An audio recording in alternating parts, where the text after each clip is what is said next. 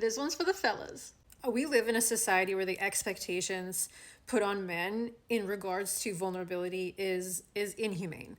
Like there's no other way to put it. It is what it is. It's not humane. So women can fall prey to this programming just as surely as anybody else, but the world is changing drastically. So when we're talking about what, like most women would expect, you could find the data in like sociological studies, I'm sure, but I don't think that averages have much pertinence when we're talking about individuals. And you're not talking about wanting to like date 100 women at the same time or marry 100 women at once.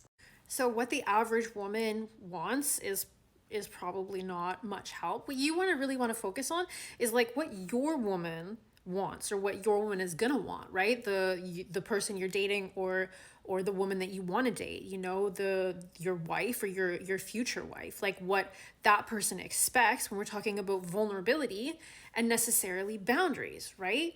You're talking about vulnerability, which creates connection, and then boundaries, which creates safety. And both of these things, they're two sides of the same coin. They need to exist together. So when we're talking about like healthy vulnerability and healthy boundaries, I like to use the model of like circles, right? There's like circles of intimacy. And I like to use the analogy of a house. Like some people you don't even want in your front yard, right? Like some people you wish they wouldn't even show their face in your neighborhood. And some people you're more than happy to have to a backyard barbecue or to have on the porch for a drink. And then there's, the people at the inner circle that you're more than happy to have upstairs in your private quarters, that would take care of your hypothetical kids, people that you would confide in, So these are the layers of vulnerability. And having them be layers, right, is boundaries. What keeps them separated is boundaries. And the person that is closest to you, that you share a bed with, that you do the most intimate things that humans, like possible to humans with, of course, is probably going to expect like the highest level of vulnerability from you. Absolutely. But when you leave your home, you leave your neighborhood, you're going downtown, you're out on the town, like you should have a public persona that has really healthy boundaries. This is where our egos are really, really beneficial and really, really healthy. We should have a public way of being that is cognizant that we're dealing with all the kinds of people, right? However, within that too, we're dealing with vulnerability and boundaries on a case-by-case basis as well. So the other day, my husband and I were at the butcher's and I bumped into this acquaintance of mine.